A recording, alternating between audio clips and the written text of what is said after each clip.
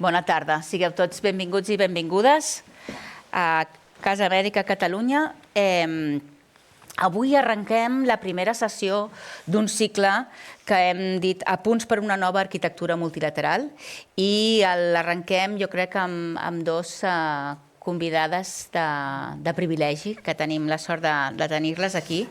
Per aquí, a la meva esquerra, l'ambaixadora Vanessa Dolce de Faria, alta representant per assumptes de gènere al Ministeri d'Assumptes Exteriors del Brasil. Seja bem-vinda a esta sua casa, mais uma vez. La Vanessa Dolce de Faria va servir al Consolat de Brasil de Barcelona, consolat que aviat complirà 200 anys a la nostra ciutat, i des d'aleshores crec que podem comptar amb ella com una amiga de la casa. Moltes gràcies.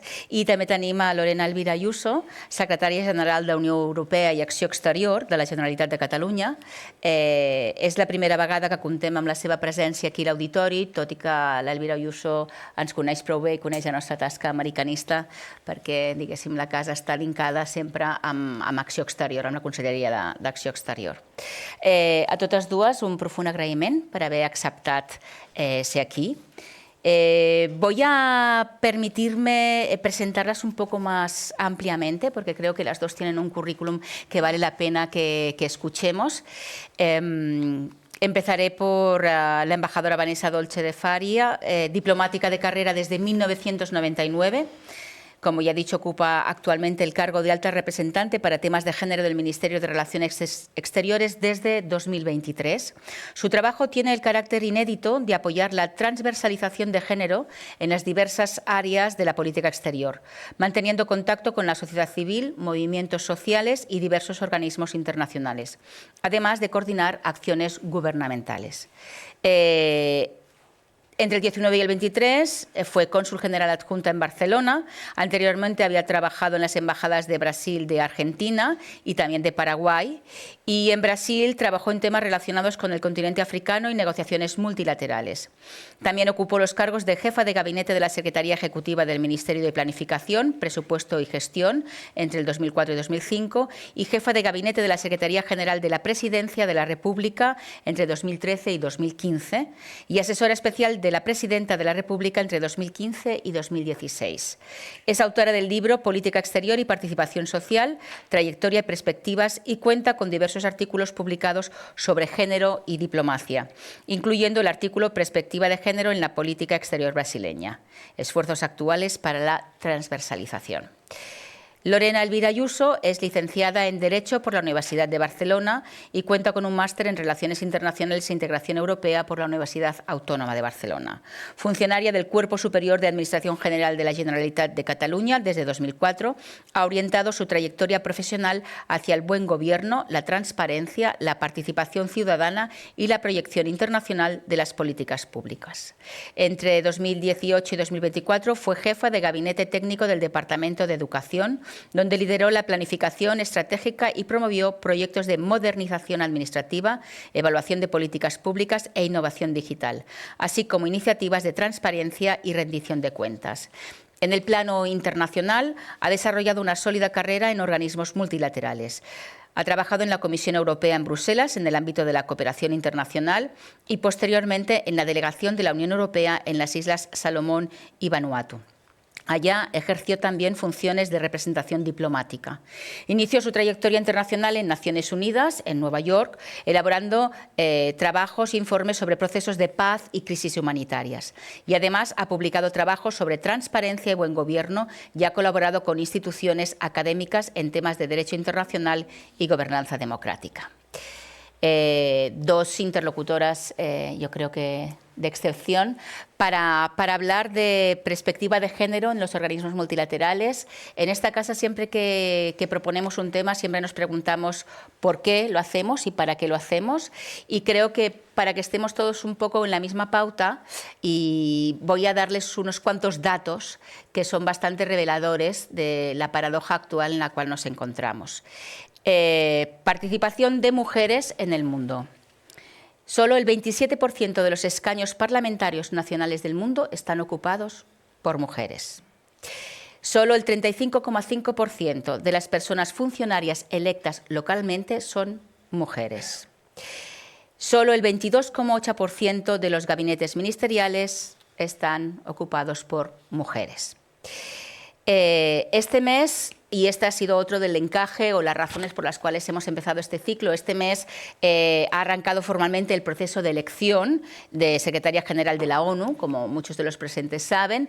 En ella por primera vez concurren con ventaja o con posibilidad de ganar 2 mujeres y por primera vez esas 2 mujeres son latinoamericanas. Así que Casa América Cataluña, digamos que no podía no sumarse a este contexto para hablar precisamente de perspectiva de género en el ámbito de la diplomacia y los organismos multilaterales, que en datos tampoco está mucho mejor que los anteriores.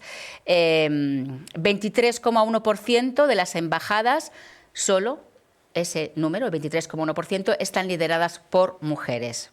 Y de los 33 Estados miembros de las comunidades de Estados latinoamericanos y caribeños, datos hasta finales de 2025, solo 4 países contaban con una mujer al frente del Ministerio de Asuntos Exteriores.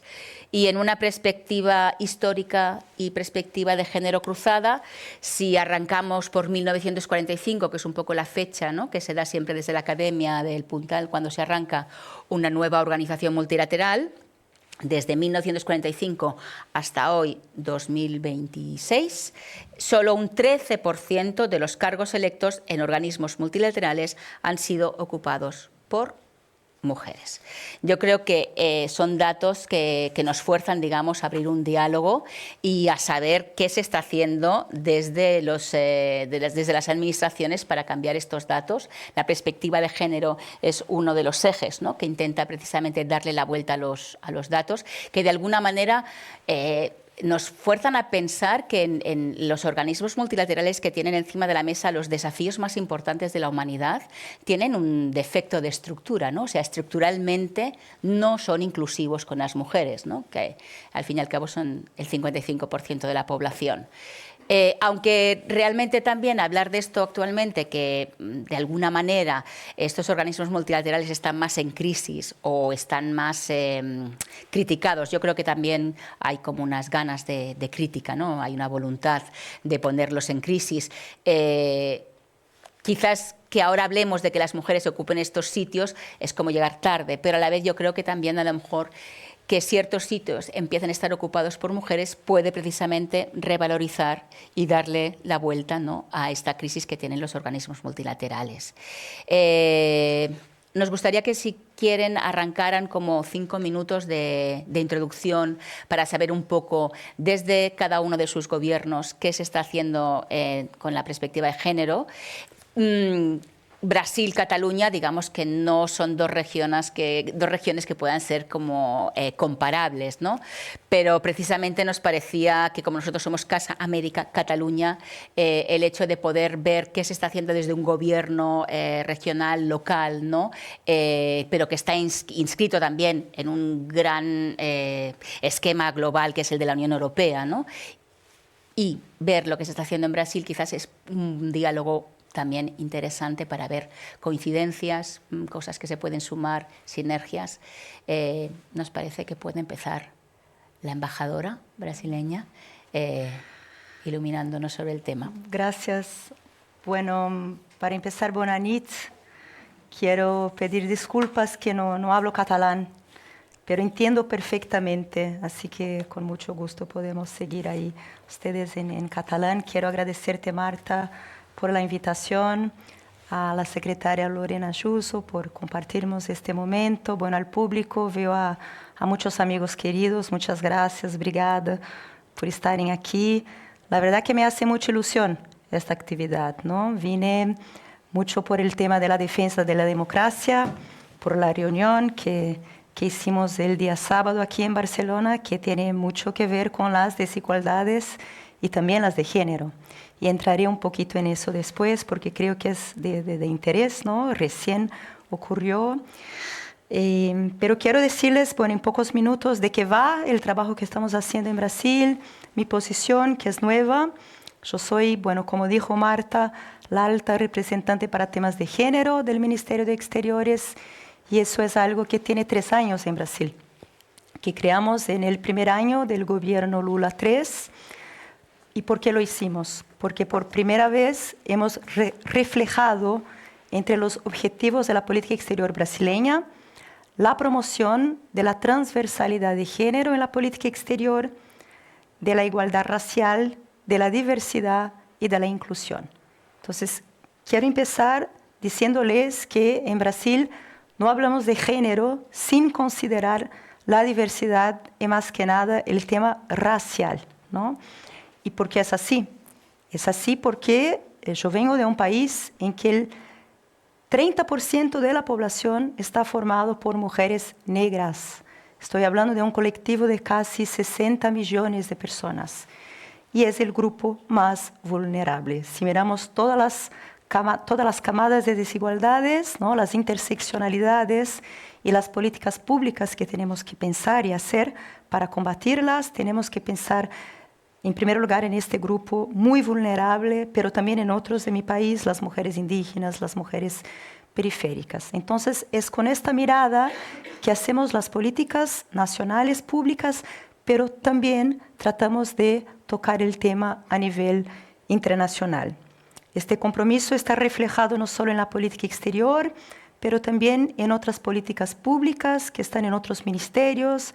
El presidente Lula, cumpliendo sus promesas de campaña, crea por primera vez en Brasil el Ministerio de los Pueblos Indígenas, el Ministerio de Derechos Humanos, el Ministerio de Igualdad Racial, también el Ministerio de las Mujeres, que nunca lo habíamos tenido con rango ministerial, y, no menos importante, una Secretaría Nacional de Derechos de las Personas LGBTQIA+, que hoy está bajo el liderazgo de una mujer trans en Brasil, la secretaria Simi Larat.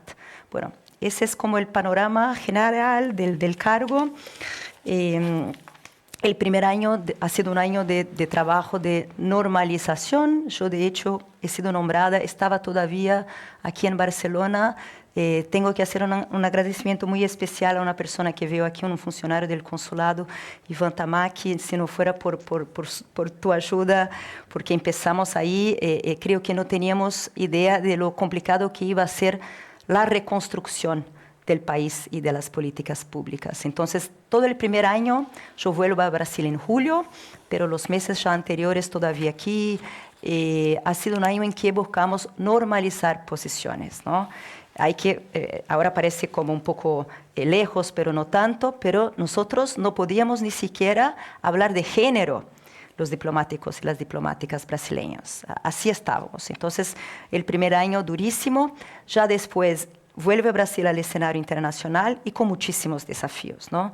Ustedes se acordarán que hemos tenido la presidencia del G20, la presidencia de los BRICS. Después también hemos sido, bueno, el país presidente de la COP30 y voy muy rápidamente a hablar ahí de los desafíos que hemos tenido en esas negociaciones, siempre buscando traer nuestras posiciones, ¿no? Y esta mirada de que hablé al principio. Brasil ocupa un lugar geopolítico especial, ¿no? Yo diría. Es un país que es muy, me comentaba la secretaria que conoce bien la Comisión sobre la Situación de la Mujer en Naciones Unidas, yo también participo. Brasil es un país que es a la vez muy activo en la CSW, en el Consejo de Derechos Humanos de Naciones Unidas, pero también está en los BRICS, ¿no? Entonces, estamos en muchas geografías y yo siempre digo, en muchos temas, con algunos caminamos 10 metros, 12 kilómetros, con otros vamos 100, ¿no? Tratamos ahí un poco de hacer ahí lo que podemos. Y hemos trabajado bien el tema de género en esos distintos espacios. Hemos podido avanzar. Trayendo un poco para el tema del multilateralismo, porque creo que ya la semana que viene se hace aquí una actividad que tiene mucho que ver con nuestra conversación hoy. Estamos ahora muy involucradas en la candidatura. Bueno, Brasil, nuestra candidata tiene nombre y apellido. Estamos apoyándole a la expresidenta de Chile, Michelle Bachelet, junto a México. Ustedes saben que Naciones Unidas nunca ha tenido a una mujer secretaria general de la organización, ¿no? A lo largo de los 80 años. Y hace 35 años que no está una persona de nuestra región, de Latinoamérica y Caribe. Entonces, estamos ahí apoyándole a Michelle. Este tema del multilateralismo, y con esto hago un puente a la defensa de la democracia, es de hecho uno de los ejes sobre los cuales han discutido los presidentes aquí en Barcelona el sábado pasado.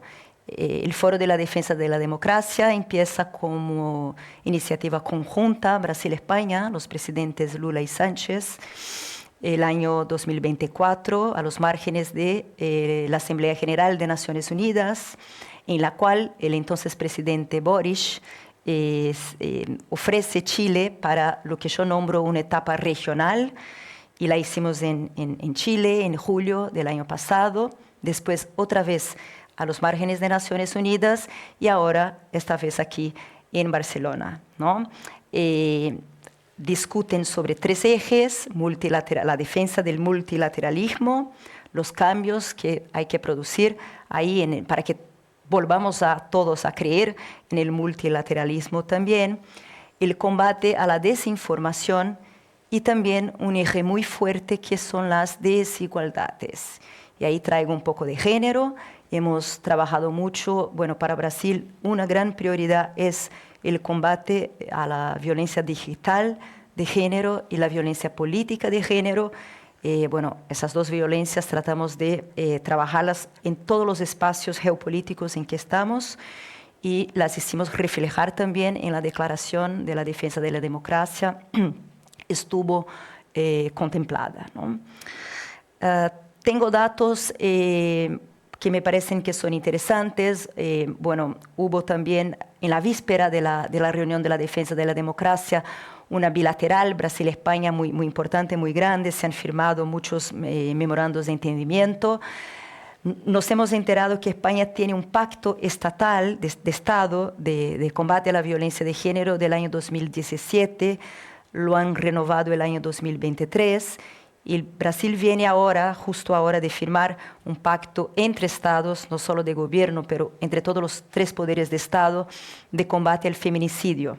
Entonces, este tema ha sido un tema importante de conversación también entre los presidentes, las ministras, la ministra de Igualdad de España y la ministra de las Mujeres de Brasil.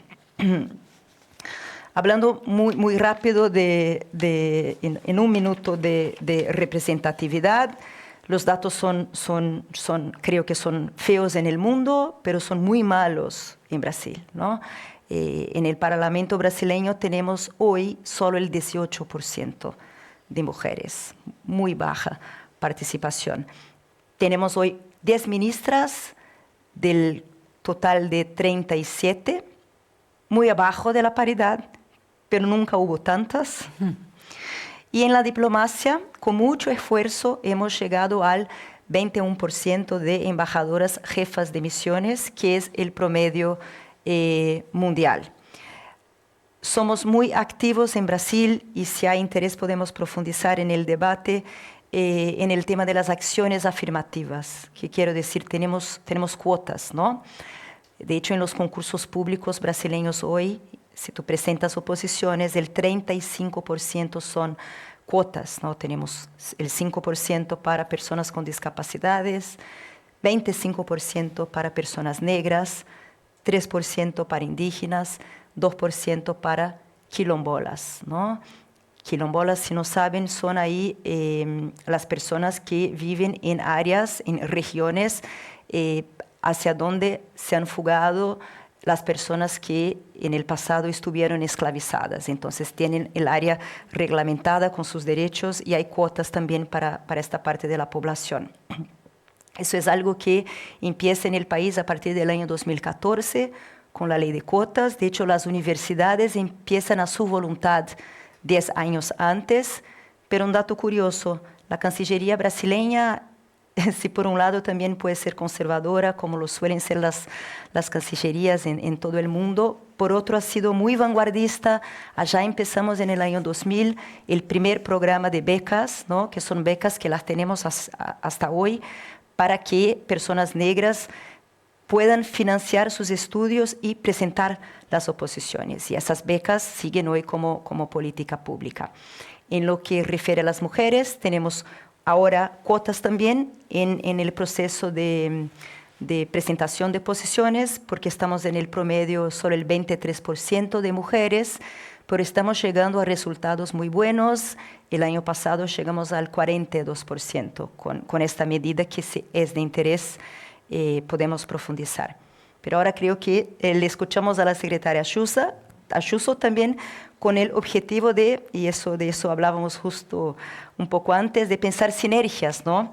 Creo que hay muchas cosas que ustedes no conocen de Brasil y nosotros también brasileños de Cataluña. Entonces, un poco la idea también es acercarnos y pensar cómo podemos trabajar adelante. Gracias. Secretaria. Bé, moltes gràcies a Marta, directora, per invitar-me a aquest debat tan interessant amb l'ambaixadora. Moltes gràcies, muito obrigada por partilhar este diálogo conmigo i gràcies a tothom, a totes les persones que heu vingut a poder escoltar aquesta conversa. Crec que és important per mi començar dient quin és el moment que crec que estem vivint, perquè és un moment clau, és un moment de canvis profunds en què alguns avenços es veuen qüestionats. És també un moment en què determinats actors que estan molt ben organitzats i amb capacitat d'incidència qüestionen avenços que semblaven consolidats. Per tant, és en aquest context que tenim la responsabilitat d'actuar i fer-ho amb claredat i amb determinació. Des del Govern de la Generalitat de Catalunya, aquesta posició és la defensa dels drets humans, és la defensa dels drets de les dones i fer-ho des de les institucions amb la voluntat de transformació. I fer-ho des de la convicció i des de l'esperança. Perquè també en aquest context veiem, com deia l'ambaixadora, que també s'articulen respostes que emergeixen nous lideratges i com es reforcen aliances progressistes a escala global. Aquest cap de setmana Barcelona ha acollit la Global Progressive Mobilization, un espai que ha reunit actors progressistes d'arreu del món per compartir mirades i reforçar el treball conjunt davant d'aquests reptes actuals. I és en aquest terreny en què ens movem i, per tant, des del Govern de la Generalitat de Catalunya jo he pogut participar en una comitiva liderada per la consellera d'Igualtat i Feminisme, la consellera Menor, a la Comissió de la Condició Jurídica i Social de la Dona a Nova York, a les dues darreres edicions. I en aquest mes de març vaig poder constatar, conjuntament amb la resta de les persones que vam poder participar en aquesta missió de govern, una realitat que ens ha d'interpel·lar, i és que cada vegada més dones que participen en política, també en espais internacionals, es plantegen si val la pena continuar-hi. Per tant, aquí, evidentment, no és un tema de capacitat, és un tema de quin és l'impacte creixent de la violència cap a les dones en l'esfera pública. I parlem d'assetjament, parlem d'amenaces, parlem de deslegitimació constant, especialment en l'àmbit digital. I parlem de dinàmiques estructurals que cal abordar amb determinació i que tenen un objectiu molt concret, que és expulsar a les dones de l'espai públic. I quan això passa, no només es vulneren els drets individuals, sinó que es posa en risc la qualitat de la democràcia de les nostres institucions. I això ens obliga a reforçar encara més els espais segurs i la participació plena. Per això, quan parlem d'acció exterior feminista, no estem parlant d'afegir una capa més, estem parlant de redefinir què posem al centre i què continua quedant als marges, de com es prenen les decisions, de qui és a la taula i de qui encara no hi és. I això, evidentment, té unes implicacions molt concretes. En un context en què els avenços es qüestionen d'aquesta manera desacomplexada, creiem que aquesta deslegitimació de les agendes d'igualtat i de drets de les dones forma part d'aquesta disputa política. I aquí està en joc la qualitat de les democràcies i està en joc també la credibilitat d'aquest sistema internacional. I això ens impulsa a fer un pas més, a defensar principis d'una manera imprescindible. Cal sostenir aquests principis, aquestes idees en polítiques públiques, amb institucions que funcionin i amb mecanismes reals de rendició de comptes i també amb coherència de polítiques. perquè la credibilitat internacional es construeix amb discursos, però es construeix des del que fem. I des de Catalunya entenem aquesta acció exterior feminista com un enfocament estructural a totes les nostres polítiques, no una capa addicional. És una manera de redefinir prioritats, aliances i impacte. Vol dir integrar la igualtat de gènere i els drets humans en totes les dimensions de l'acció internacional. I això és precisament la direcció amb la que estem treballant des del Govern de la Generalitat. En primer lloc, situar l'acció exterior feminista com una prioritat de govern. Estem treballant de manera molt estreta amb el Departament d'Igualtat i Feminisme, assegurant que la igualtat no sigui una agenda aïllada, sinó un enfocament realment transversal en tota la nostra acció exterior. En la part de cooperació al desenvolupament, en la participació en organismes multilaterals, en la relació amb la Unió Europea i la projecció internacional de les nostres polítiques públiques.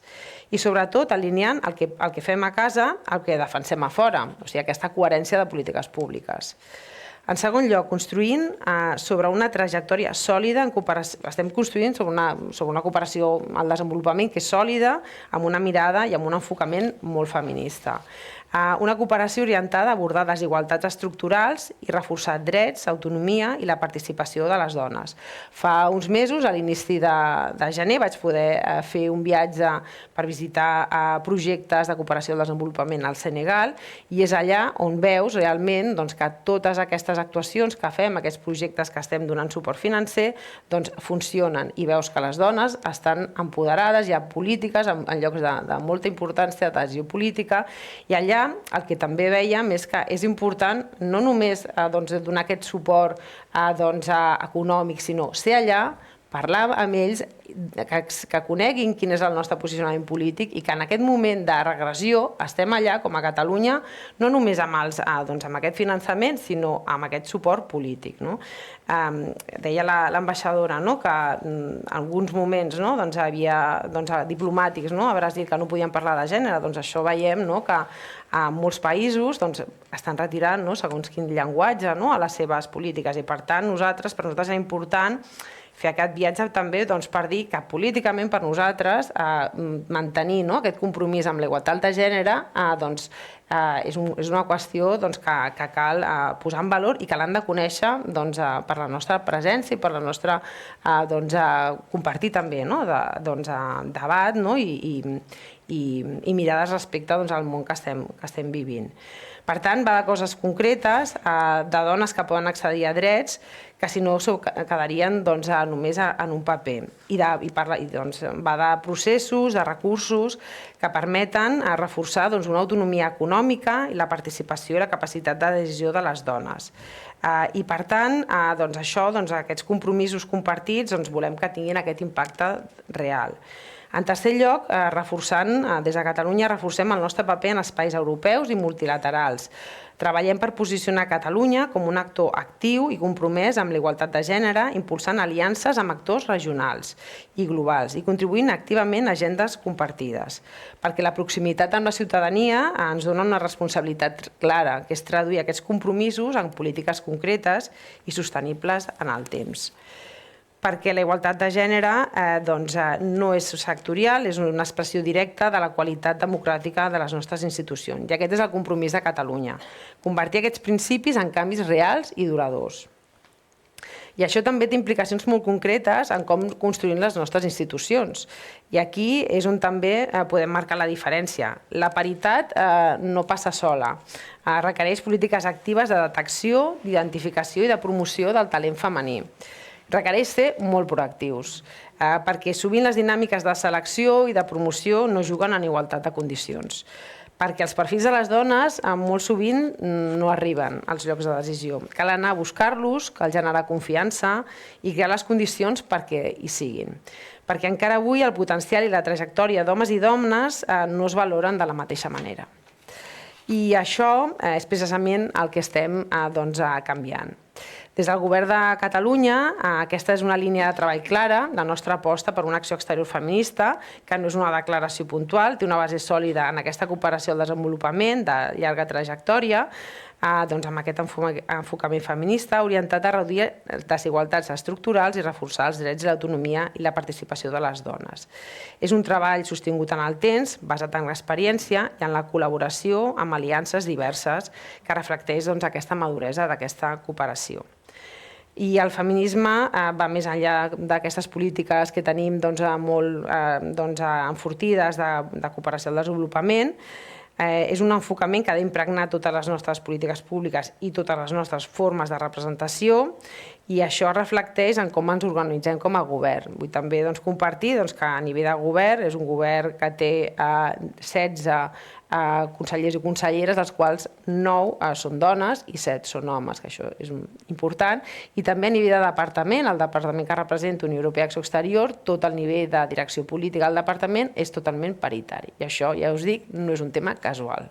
Per tant, és una mostra que el feminisme forma part d'aquest ADN institucional i de la nostra manera d'entendre aquell lideratge públic, i no ens aturem aquí perquè va més d'igualtat, no només va d'igualtat, va de democràcia, com deia, i va de fer un futur més just, amb més igualtat, amb més progrés social i aquesta prosperitat que estem generant, que també pugui ser compartida.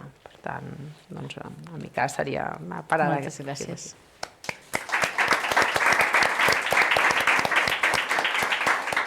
Deixeu-me que comenci la conversa més creuada, potser per algo que es un poco más difícil, que es precisamente, la Secretaría General ha dicho, políticas sostenibles en el temps, canvis reals y duraderos.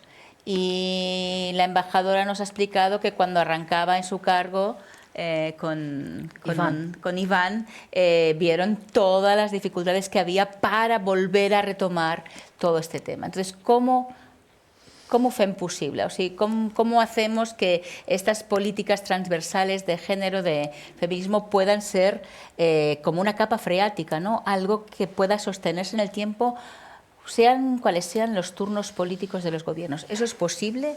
¿Hay ahí alguna herramienta eficaz para hacerlo viable, posible, cada uno desde la posición que ocupáis? Creo que este es un gran desafío, ¿no? Que al menos algunas políticas de gobierno sean políticas de Estado, ¿no? Para que podamos evitar los backlashes. Entonces, en el caso de la transversalidad de género, la promoción de la igualdad racial, la diversidad y la inclusión, es parte de uno de los 10 objetivos de algo que es una herramienta que organiza las políticas públicas brasileñas, que es el Plan Plurianual.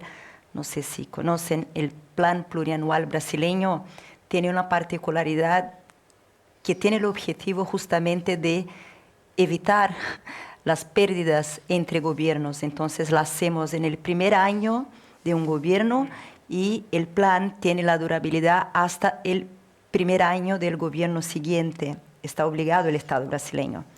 ¿Esto garantiza todo? Claro que no, ¿no? Garantiza algo, ¿no? ¿Y cómo podemos avanzar más hacia la institucionalización, ¿no? Entonces, por ejemplo, lo que hago yo ahora deja de ser solo una posición y se convierte en una unidad, ¿no? Creada por decreto presidencial. Lo pueden cambiar, de hecho lo están haciendo ahora en Chile, que ha sido la política exterior chilena para nosotras referente, ¿no? En la región.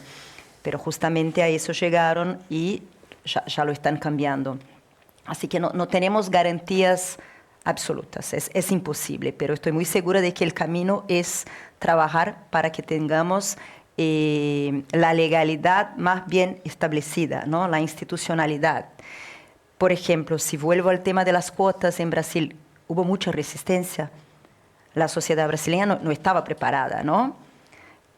Hoy en las universidades públicas hay casos en que la mitad de los ingresos se dan por cuotas para los que vienen de las escuelas públicas en Brasil, que son en general los niños y niñas de bajos ingresos, ¿no? Es un país con muchas desigualdades, pero esto está como se genera, hay todavía debates, pero avanzamos mucho en las leyes. Justo ahora aprobamos otra versión de la ley de cuotas y salimos del 25% de cuotas y fuimos al 30%, porque la ley para personas con discapacidad es otra, ¿no? Es otra ley de cuotas. Entonces creo que si por un lado están los desafíos, aún en panoramas y situaciones de mucha complejidad, como es el caso del cuadro político en Brasil, hemos podido en esos temas avanzar, ¿no? Así que no sé si te contesto, pero... Sí, es una pregunta difícil, ¿eh? Porque realmente yo creo que, y vuelvo un poco a lo que he dicho antes, yo creo que al final, sobre todo en el ámbito de acción exterior, que es un ámbito también muy masculinizado, ¿no? Creo que es importante tener perfiles, promocionar perfiles de mujeres que pueden, ¿no? De una manera u otra en diferentes momentos ocupar, ¿no? cargos públicos, porque creo que la formación de mujeres existe pues en igualdad o superior, pero luego llegar a esos puestos creo que se necesita, ¿no? esa política activa, ¿no? Esa mirada, desde recursos humanos, desde la parte más política, ver también, ¿no? cómo se puede facilitar, porque a nivel más legislativo sabemos que la normativa se puede cambiar luego, ¿no? Entonces creo que, bueno, que es importante sobre todo que haya cantera, ¿no? Que haya mujeres, ¿no? Que estén también, ¿no? que tengan, además de la formación, que tengan oportunidades y que estén dispuestas, ¿no? a poder trabajar en este ámbito, que no es un ámbito tampoco fácil, ¿no? Por lo que implica también pues de poder vivir en otros países a nivel ¿no? de conciliación, bueno, de cambios en la vida, ¿no? O sea, es un tipo de vida que es apasionante, pero que al mismo tiempo, pues bueno, que a veces, ¿no? sin el acompañamiento, sin las medidas, ¿no? que tiene que haber, ¿no? por parte de las administraciones públicas para facilitar, ¿no? ese tipo de carreras profesionales, pues es difícil, ¿no? Pero bueno, yo creo que al final, si hay una voluntad, ¿no? y clara, ¿no? de apostar por esto, ¿no? en nuestro caso la tenemos, pues bueno, es ir viendo, ¿no? cómo puedes ir facilitando, ¿no? que haya estas personas que tienen esta experiencia en el extranjero, que tienen el nivel de idiomas necesario, bueno, y que puedan, ¿no? en un momento dado dar el salto, ¿no? a posiciones de más responsabilidad. Por lo tanto, a nivel de acción exterior, en este caso, ¿no? creo que es importante, pues bueno, cultivar, ¿no? trabajar desde la base, ¿no? para ir creciendo, ¿no? y poder luego que lleguen buenos perfiles, ¿no? cuando se tengan que pues, proponer personas para diferentes cargos. Prometo que luego vendrán preguntas más fáciles, ¿eh? Pero también en el arranque, otro dato que me ha impresionado es el que se ha dado de que muchas mujeres que ya están en una posición se preguntan si vale la pena quedarse ahí por la violencia que sufren, sobre todo digital. Me ha parecido impresionante que en un ámbito como el de los organismos multilaterales y la diplomacia, que uno supondría que, igual supondría mal, ¿no? Pero que no estamos, digamos, no sé, en un ámbito un poco... Bueno, no voy a querer hacer comparaciones, porque en ningún ámbito tendríamos que sufrir violencia, pero me ha sorprendido ese dato, ¿no? ¿Qué creéis que se puede hacer desde gobierno y también desde la propia sociedad? O sea, ¿qué mecanismos puede haber? ¿O eso es una respuesta de que la sociedad es una sociedad, digamos, machista y insultadora y no hay remedio? No, yo creo que en este caso está muy identificado, que yo creo que es lo primero para poder luego tomar, ¿no? Para poder elaborar políticas, ¿no? que puedan responder a eso.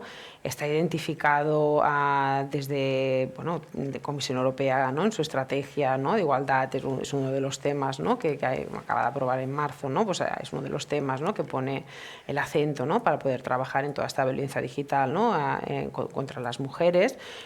Nosotros desde el Gobierno, ¿no? también es uno de los temas que se está trabajando más, desde el Departamento de Igualdad y Feminismo, y creo que durante mucho tiempo no se ha tenido esa conciencia, ¿no? y entonces tener esa conciencia y empezar a trabajar, ¿no? para poder apoyar y para poder facilitar que las mujeres pues, puedan trabajar en entornos seguros, también en el ámbito digital. Yo creo que, bueno, que es un trabajo que se está haciendo y creo que, bueno, que se están tomando muchas medidas, no solamente por la violencia contra las mujeres, sino otro tipo de violencias, ¿no? En el ámbito digital yo creo que, bueno, que seguro, ¿no? que habrá en los próximos meses, años, un cambio respecto a esto, porque es evidente que no solamente hay violencia contra las mujeres, violencia contra los niños, contra las niñas, es un tema que realmente se tiene que poner medidas desde las administraciones públicas a todas estas empresas tecnológicas, ¿no? que no tienen dentro de su objetivos ¿no? elementos principales proteger los derechos humanos, proteger a las personas, y por lo tanto yo creo que eso está detectado y desde los diferentes gobiernos, diferentes administraciones se está trabajando pues para que eso pueda estar regulado y pueda, bueno, y que las personas, ¿no? podamos entrar en los ámbitos digitales de una manera segura y sin miedo a recibir insultos, amenazas, etcétera, etcétera, pero bueno, estamos en proceso. Embajadora. Creo que voy a contestar desde otro lugar porque has mencionado lo de la diplomacia, ¿no? Y porque en todo lo demás coincido totalmente con la secretaria, es también lo que estamos intentando hacer. Pero yendo un poco más a la situación en la diplomacia, cuando empezamos ahora, ¿no? En el gobierno Lula 3, lo primero que hicimos han sido censos, encuestas como censos, un poco para sacar la fotografía y saber bien dónde están los cuellos de botella y todo, ¿no? Y un dato que me sorprendió mucho es que el 60% de las diplomáticas brasileñas se jubilan en el nivel intermedio de la carrera, y eso solo le pasa al 25% de los hombres, ¿no? Nosotras las mujeres brasileñas, de hecho, ha sido una brasileña junto a otras latinoamericanas que ha trabajado mucho para que tuviéramos en la Carta de Naciones Unidas la igualdad entre hombres y mujeres, ¿no? La doctora Berta Lutz, la única mujer en la delegación brasileña en la Conferencia de San Francisco. Entonces trabajó mucho para que pudiéramos tener ahí la igualdad de género en el preámbulo y en el artículo 8. Pero la primera diplomática empieza en 1918, deja la carrera, después estuvimos prohibidas por 16 años a presentar oposiciones, ahí vuelven las mujeres, pero no sé cómo será en la Cancillería española, no conozco la historia aquí, pero es muy común en muchas. Volvemos, pero volvemos con muchos límites. Por ejemplo, antes, si te casabas con un diplomático, uno de los dos tenía que dejar la carrera. Y ni necesito decirles que siempre ha sido una y no uno, ¿no? que lo ha dejado. Después sacan esto, pero viene como una penalidad financiera. Si van destinados hacia afuera para que no cobraran más que el embajador, uno de los dos tiene que cobrar el X% menos, y siempre ha sido una y no uno. Bueno, todo eso sigue hasta el año 1999, que son 11 años después de la Constitución brasileña, que es del año 88, justo después de la vuelta de la democracia en el país, ¿no? En la Constitución ahí hemos tenido la igualdad formal entre hombres y mujeres, pero hemos seguido con medidas discriminatorias. Yo entré en la carrera el año 99, cuando cae la última. Eso se ha reflejado demasiado en las generaciones que vinieron antes de la mía, ¿no? Y incluso en la mía.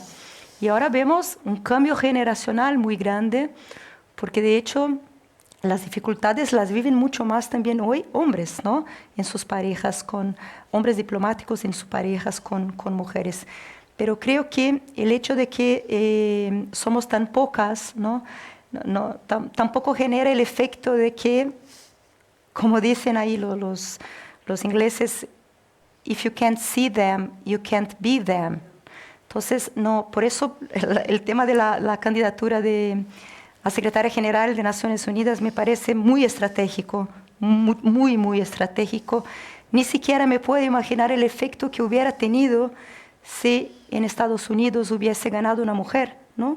Que niñas en todo el mundo pudiesen ver a una presidenta, además negra, presidenta de Estados Unidos. ¿Qué sería el efecto, no?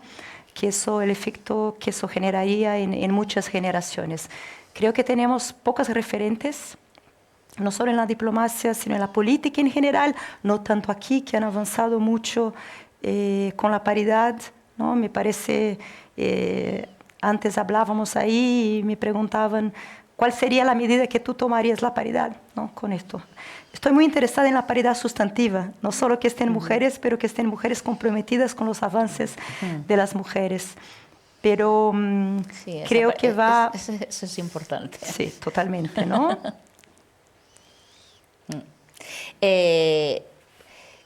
Hay algunas agendas en las cuales la participación de las mujeres ya ha estado más activa y más sostenida y que han tenido más recorrido, ¿no? Por ejemplo, en resolución de conflictos.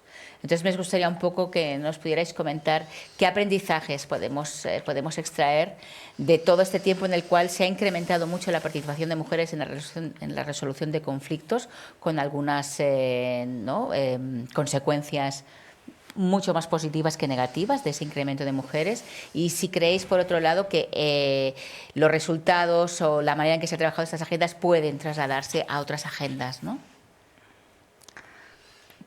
¿Empiezo?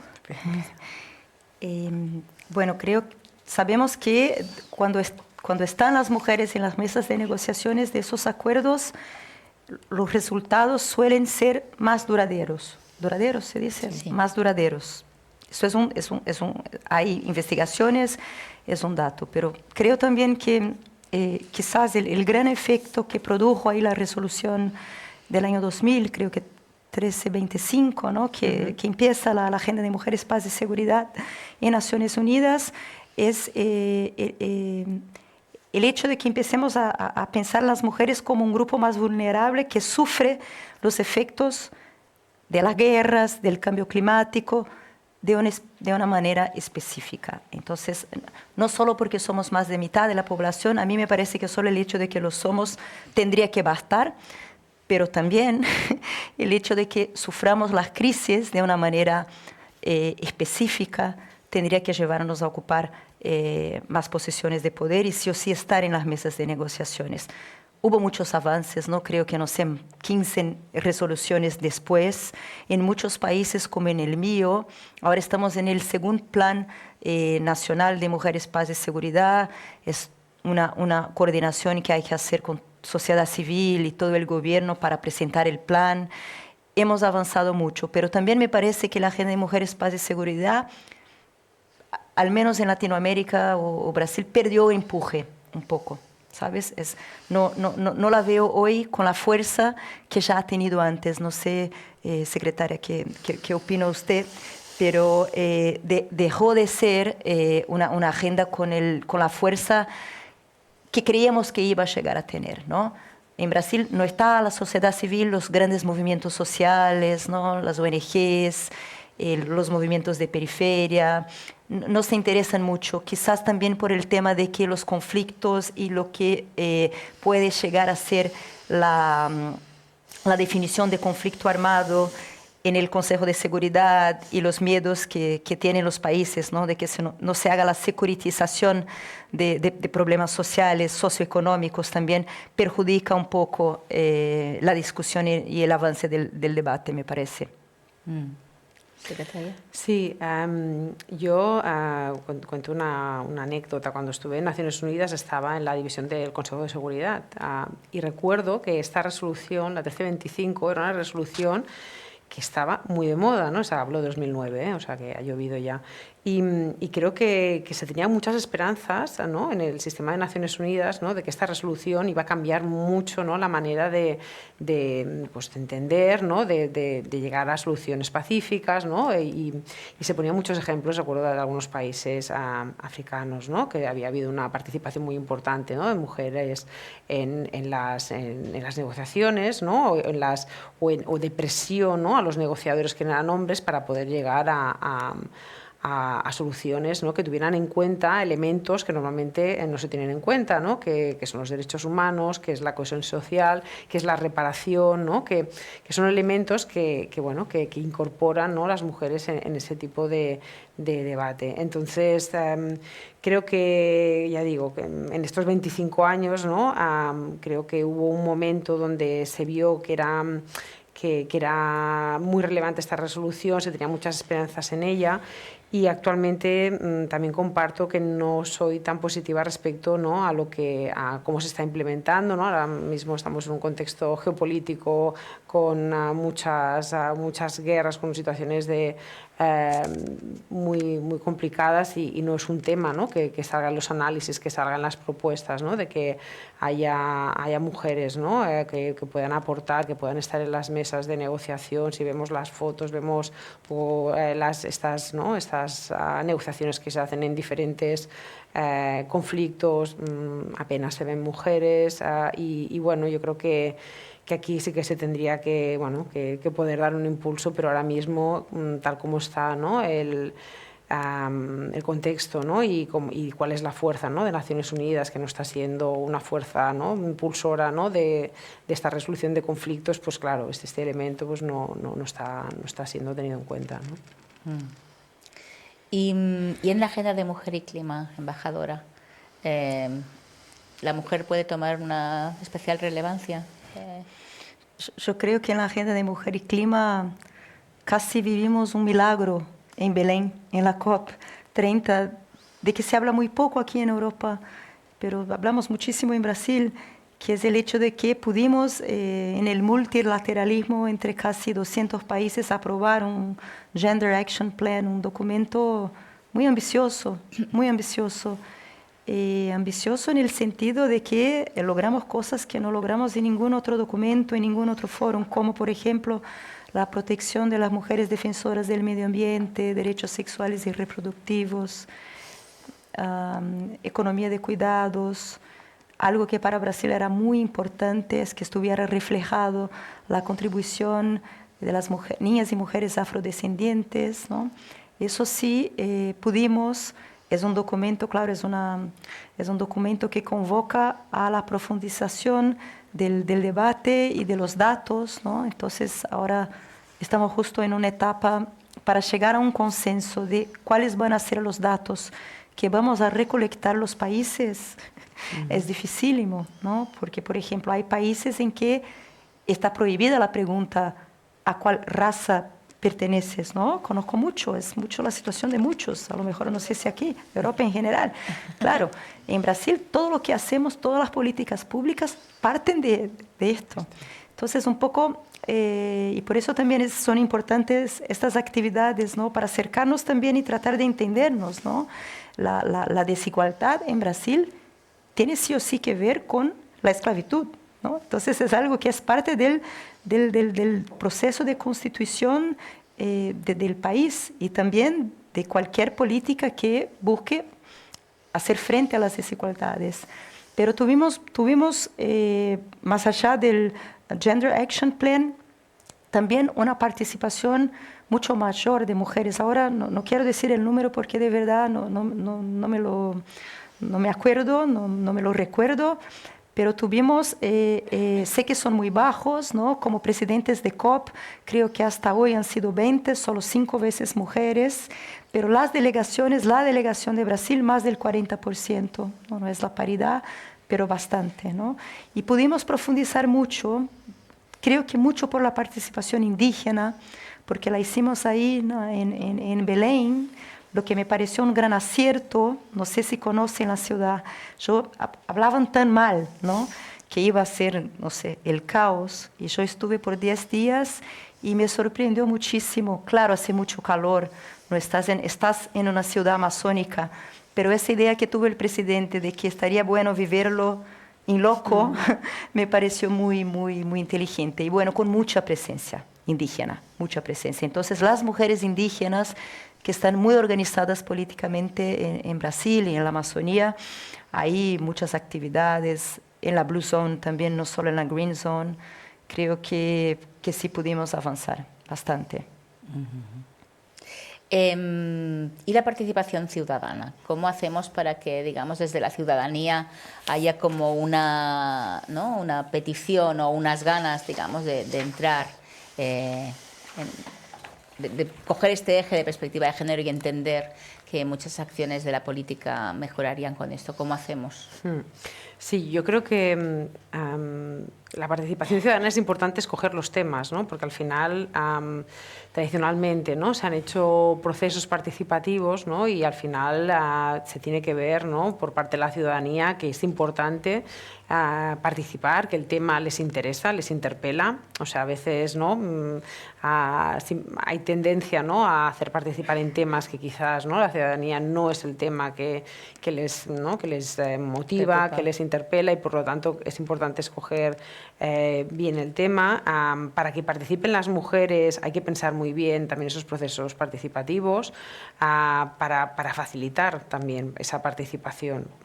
Se tiene que pensar cuáles son, ¿no?, los momentos, ¿no?, las condiciones, ¿no?, que pueden facilitar esa participación de mujeres, porque si no, pues al final tienes siempre más o menos el mismo perfil, ¿no?, de personas, ¿no?, que participan en estos procesos. Y por lo tanto es importante abrir participación sobre temas que tienen una relevancia política, que la gente está dispuesta a dar su tiempo para esa participación. Y luego un elemento que es esencial es luego de hacer un retorno, porque al final son procesos participativos, ¿no?, que están pensados para tener una opinión, para luego mejorar, ¿no?, la toma de decisiones, pero luego hay que, sea por un lado o sea por otro, ¿no?, las decisiones que se acaben tomando y teniendo en cuenta, ¿no?, las recomendaciones, ¿no?, que puedan salir del proceso de participación, hay que dar un retorno a estas personas que han dado su tiempo, que han dado sus ideas, que han dado sus reflexiones a ese proceso. Por lo tanto, eso es importante. Luego, nosotros tenemos órganos de participación que son estables, ¿no? Tenemos, por ejemplo, el Consejo Nacional de Mujeres de Cataluña, tenemos también espacios, ¿no?, con organizaciones, ONGs, que participan en diferentes órganos, en nuestro caso también de acción exterior, de cooperación al desarrollo.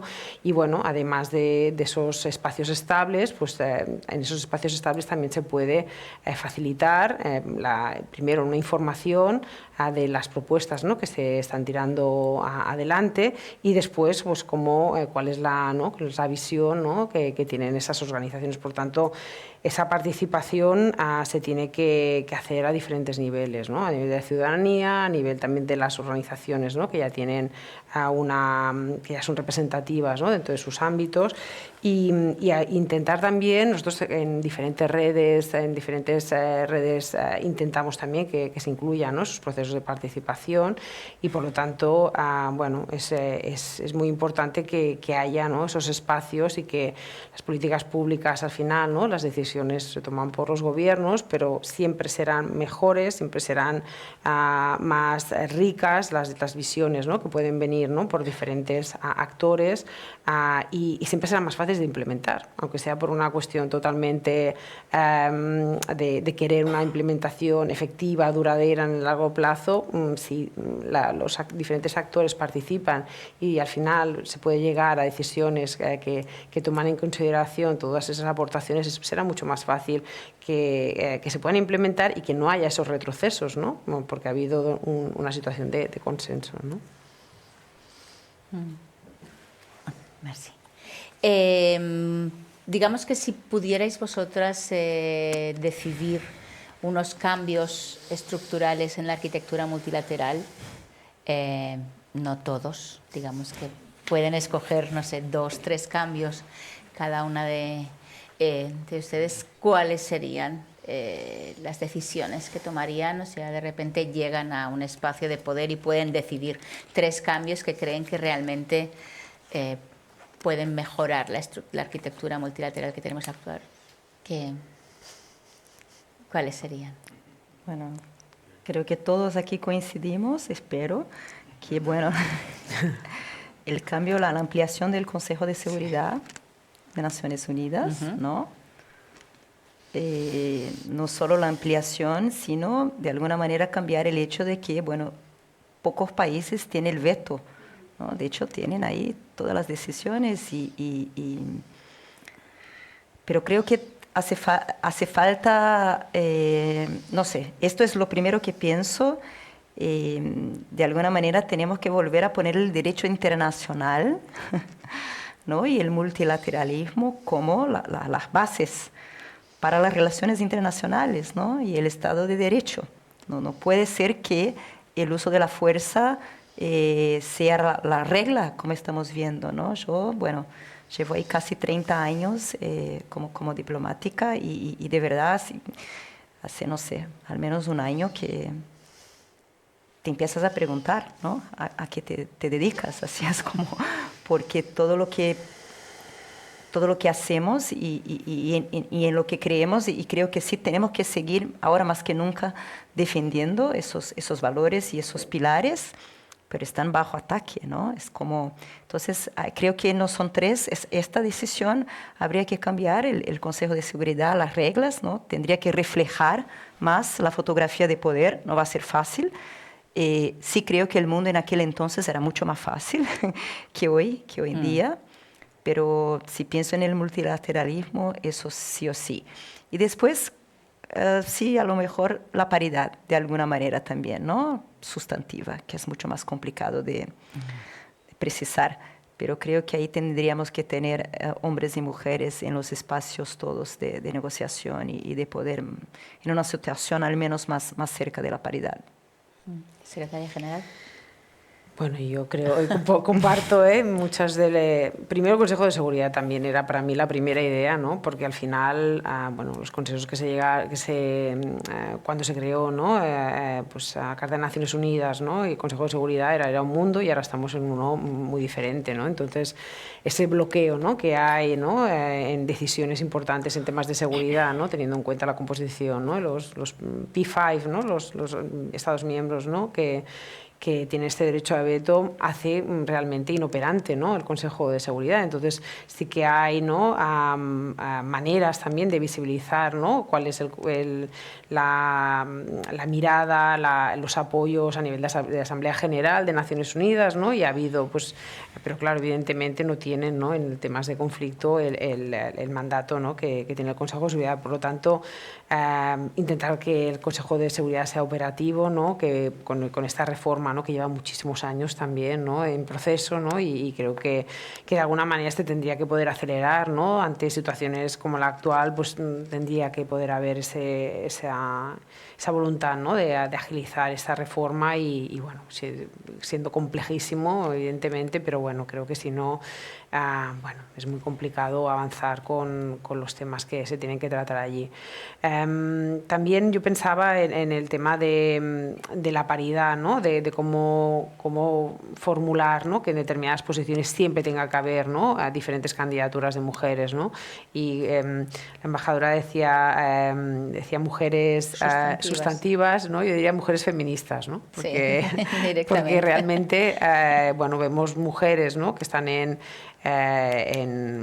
cargos muy relevantes políticamente, pero que no tienen esta agenda feminista. Y entonces yo creo que es importante que la construcción, ¿no? sea para esta igualdad de género, para la lucha contra la violencia machista y por lo tanto, pues bueno, evidentemente esa agenda, esa visión la pueden defender muy bien también hombres que estén que tengan esa mirada, pero creo que para llegar, ¿no? a la paridad pues es importante que haya mujeres y mujeres con esa visión.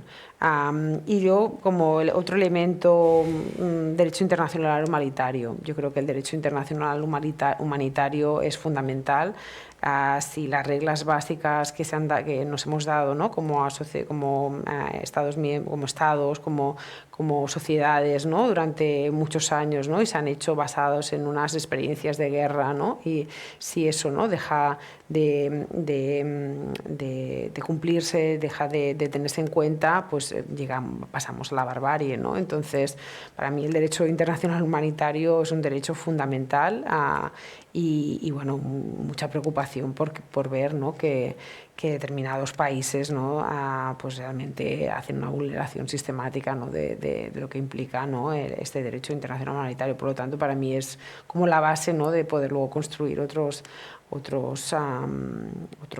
tipo de proyectos, de consensos, ¿no? a nivel internacional. Si ya, ¿no? en los conflictos que tenemos no estás vulnerando, ¿no? este derecho, pues es muy difícil, ¿no? partir a otro Por lo tanto... Bueno, esperemos entonces que la próxima secretaria general de la ONU sea una mujer y entonces ya ahí a lo mejor podremos arrancar con todos estos cambios. Abrimos el micrófono para preguntas de los asistentes del público, así que quien quiera participar puede levantar la mano. Si quiere participar. Sí, perfecto.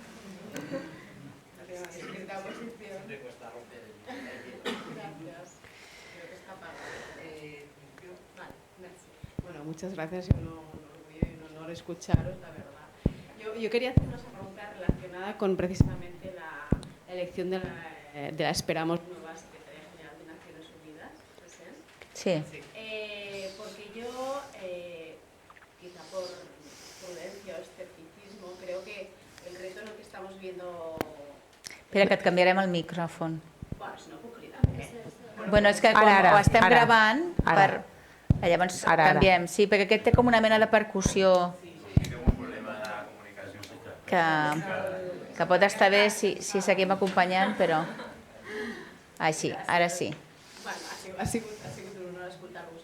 No, yo quería hacer, en relación a la elección de futuro, o la futura, esperamos, Secretaria General de Naciones Unidas, yo creo que en el momento actual en el que está Naciones Unidas, no sé si abocamos a esta mujer a un famoso concepto que es el del glass cliff, ¿no? O sea, conocemos lo que es el techo de cristal, pero ahora estamos abocando a las mujeres al famoso, ¿no?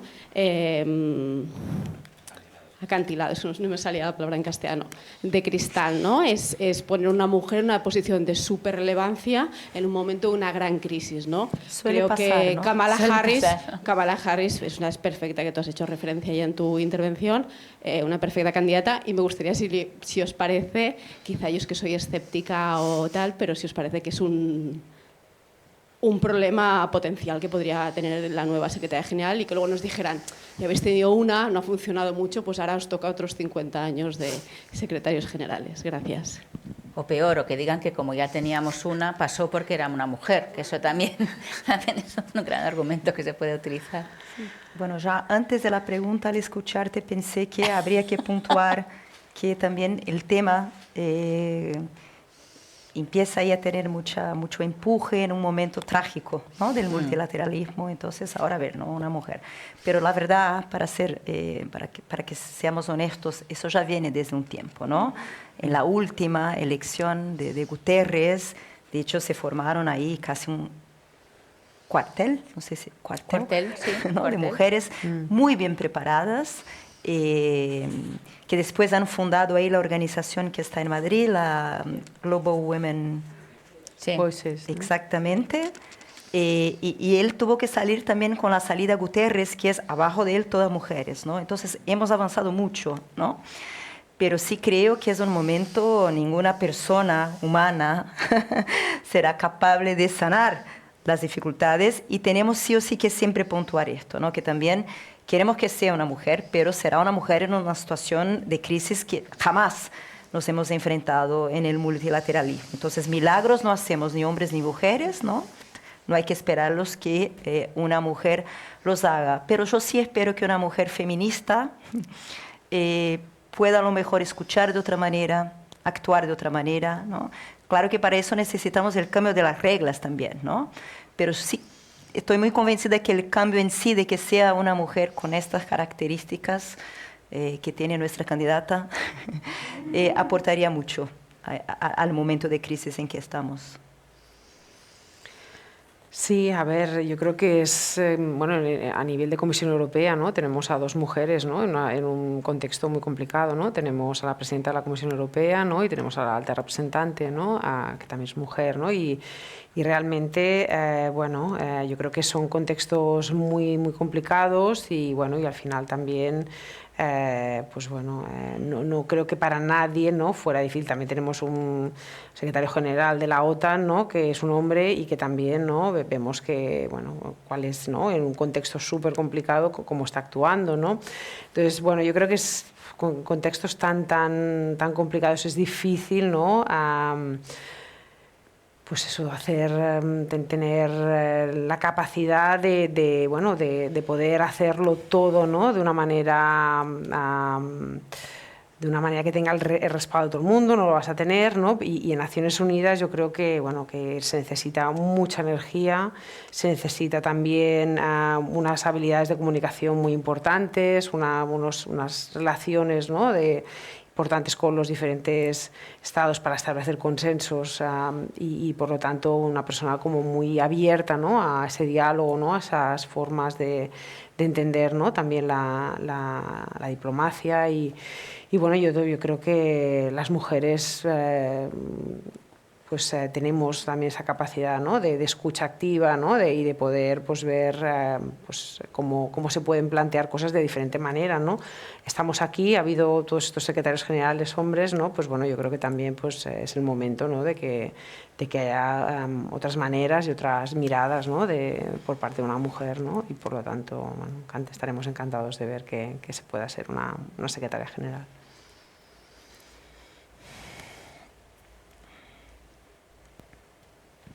Hola, bones. Em dic Maria Teresa i volia comentar que jo durant 7 anys vaig treballar a Meta, aquí a Barcelona, on s'analitzava el contingut de tota Amèrica Llatina i de part d'Europa, i Brasil també. Aquí s'analitzava, es moderava el contingut. I vaig notar que el dia següent que va guanyar Trump, les polítiques, les policies de Meta van canviar. Era el tema de gènere, concretament, i bueno, altres més. Però a mi m'interessava el tema de gènere perquè jo soc experta en drets de la infància, no? I per què és important això? Perquè les polítiques de Facebook es van fer molt més laxes del que eren, no? Coses que abans havíem d'esborrar, després de guanyar Trump, misteriosament, ja no s'esborraven i quedaven tant a Facebook com a Instagram. Després, altres coses també que passen dintre de Meta, per exemple, tenen a veure amb la violació dels drets quan els moderadors de continguts també, sense voler, estan violentant els drets de les persones que estan en aquestes imatges, vídeos, fotos, etc. Per què?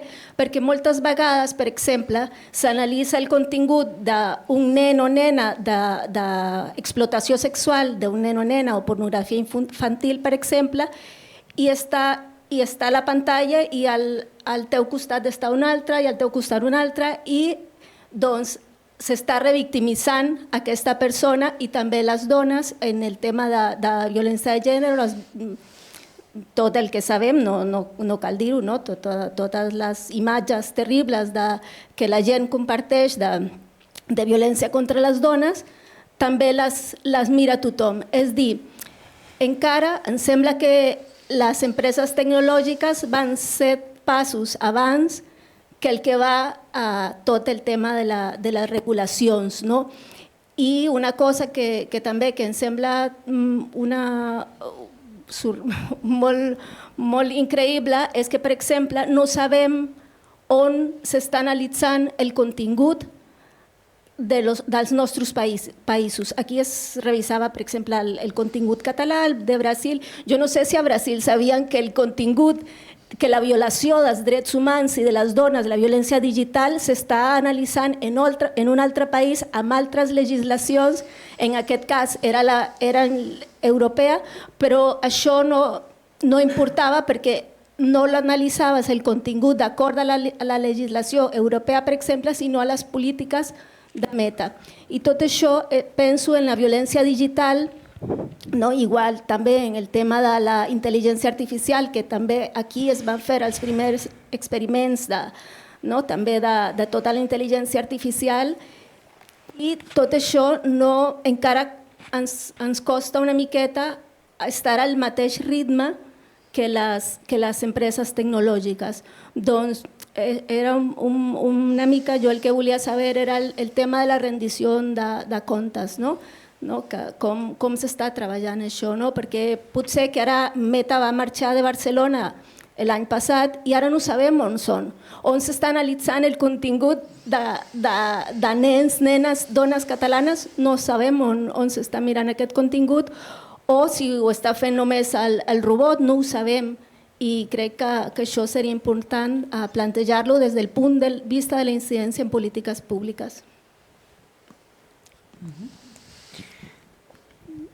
A mi em sembla, com he dit abans, que hi ha que durant molt de temps no s'ha posat el focus doncs, en aquesta violència digital, que ara està identificat que això, que hi ha una manera de fer que té en compte només produir beneficis econòmics i, per tant, en totes aquestes plataformes, el dret a la intimitat, el dret a la privacitat, el dret als diferents drets humans que tenim no formen part d'aquesta del que seria, diguéssim, els principis que haurien de tenir part pel funcionament de qualsevol empresa. Doncs sembla que les empreses digitals durant molt de temps no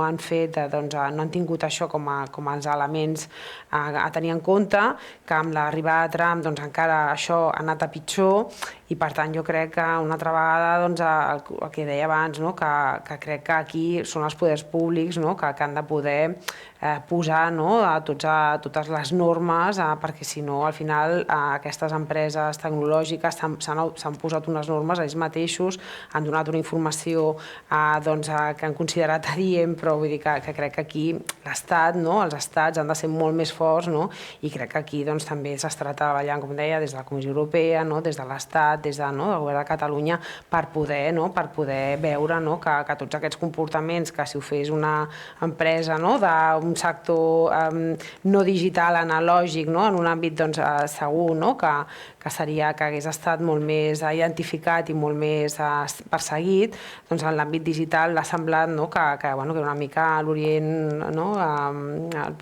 que era una situació de descontrol i que ha costat, perquè al principi es veia com una cosa positiva, que hi havia un espai de participació més, però aquesta participació ha de tenir unes regles, igual que les té la participació política, la participació ciutadana, la participació en qualsevol espai analògic. Per tant, aquí jo crec que hem de veure com s'està avançant, però que és un tema que deia que preocupa, que ocupa jo crec que a tothom, i inclús l'altre dia també, aquest cap de setmana, eren diferents polítics van treure i polítiques van treure aquest tema com un tema de preocupació, sobretot pensant en el jovent i el tipus d'informació que estan rebent i el tipus de pràctiques que està havent i que es considera normal en aquest entorn, que no es considera normal fora. Per tant, jo crec que aquí s'està treballant per poder limitar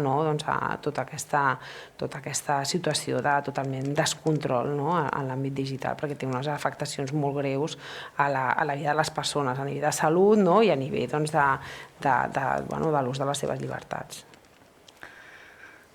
Creo que no sé, dos cosas he pensado mientras te escuchaba. La primera es que la respuesta que damos los estados, solos o coordinados, va más despacio que la violencia, que la velocidad de la violencia, ¿no? Eso y para mí es la gran amenaza a la democracia que tenemos, ¿no? Las big techs. Hay que progresar en la reglamentación. Aunque sea un tema también súper complicado, ¿no? Pero después, un poco traer experiencias de Brasil, no sé si se acordarán que estuvimos como casi, los brasileños a lo mejor se acuerdan, 2 o 3 semanas por decisión judicial de la Suprema Corte brasileña, hemos sacado a Twitter del aire, ¿no? Es como ningún otro país ha hecho esto, ¿no? Porque de hecho no contestaba, no seguía lo mínimo de la legislación brasileña. ¿Qué quiero decir con eso? Que también es posible plantarle cara a la Big Techs, ¿no? Y ahora, hace pocas semanas en Brasil, tú que trabajas con niñez, aprobamos el ECA digital, que es como estatuto para adolescentes y niños digital, y de hecho con una legislación muy dura hacia las Big Techs, ¿no? Entonces, claro que un poco, a mí me parece, vamos comiendo ahí por las laterales, pero también es posible, Y ahora aquí, como resultado de esta reunión en Barcelona, creamos una mesa de democracia digital entre los países que estuvieron, porque ahí creo que tenemos que avanzar mucho, que es en la coordinación internacional. No vamos a ni siquiera llegar cerca de una solución si trabajamos a nivel estatal, ¿no? Esos problemas, como has dicho ahí, hay que haber alguna forma de progresar en una gobernanza global digital. ¿Alguna pregunta más? A mí me quedó en el tintero una pregunta que era precisamente en un momento que estamos, que es una situación muy polarizada. ¿Cómo trabajar para articular consensos en espacios que se sabe que los diferentes actores que tienen posiciones contrarias, pero hay espacios donde se van a encontrar posiciones contrarias y que van a tener que hablar para buscar soluciones comunes, ¿no? ¿Cómo pensáis, digamos, desde la perspectiva diferente de hacer las cosas, ¿no? Un poco, si hay un camino ahí a trabajar? Bueno, creo que, aunque soy diplomática, reconozco que tampoco es posible trabajar con todos, ¿no? Hay como unos parámetros ahí sí, hay agendas políticas opuestas. Así, pero sí tenemos que tener una mirada amplia. Volviendo al tema de la defensa de la democracia. En la primera reunión la nombramos, no era progresistas, porque no alcanzábamos, ¿no? Entonces era como, fuimos cambiando un poco también. Demócratas, ahí quedamos con demócratas, ¿no? Que estuviesen demócratas. Aquí en Barcelona, claro, la capital libertaria del mundo progresista, pero vamos un poco según las posibilidades también, ¿no? Creo, por ejemplo, si pienso en género, ¿no? En cosas que ocurren en Brasil, pero son situaciones complejas, pero ahí también podemos trabajar con mucha gente también de colores políticos que no son tan progresistas, ¿no?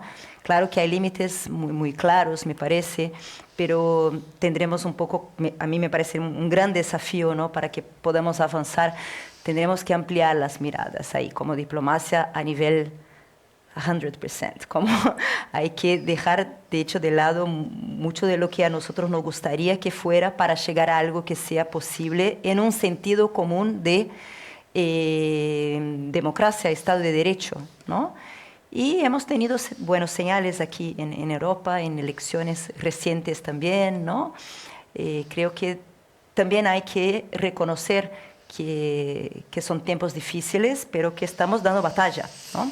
Y que también vamos ahí, me parece, intentando un poco reubicarnos, ¿no? Y para hacer frente de una mejor manera a esos desafíos. Sí, yo me ha venido a cabeza el ejemplo de la Comisión de la Condición Jurídica y Social de la Mujer este año en Naciones Unidas. Al final, normalmente el documento de conclusiones se llega a consenso. Este año no se ha podido llegar a un consenso. Ha habido un voto en contra que ha sido de Estados Unidos. Pero yo creo que, bueno, que cuando se tratan estos temas, ¿no? que son importantes, ¿no? La igualdad de género, yo creo que no se puede dar marcha atrás, que se tiene que intentar llegar a consensos, pero si no se puede, pues también que quede reflejado, ¿no? quién está en contra de la igualdad de género, de la violencia contra las mujeres. Creo que es importante también, pues bueno, que quede blanco sobre negro y que no quede, ¿no? Pues sin llegar a un documento, ¿no? Que no se pueda aprobar un documento, que quede un documento que retrocede respecto a otro tipo de declaraciones que se han hecho en otros momentos. Entonces yo creo que al final, bueno, dentro de los países, ¿no? que luchan, ¿no? por los derechos humanos, por la democracia, pues se tiene que poder llegar a consensos y en el caso que haya alguna agenda, ¿no? que de manera activa se esté luchando en contra, pues bueno, que quede reflejado. Creo que también es importante que se vea eso.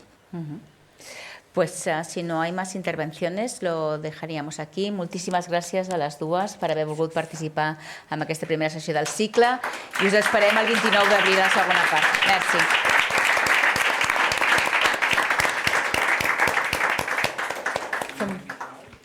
Sí, el 29, sí.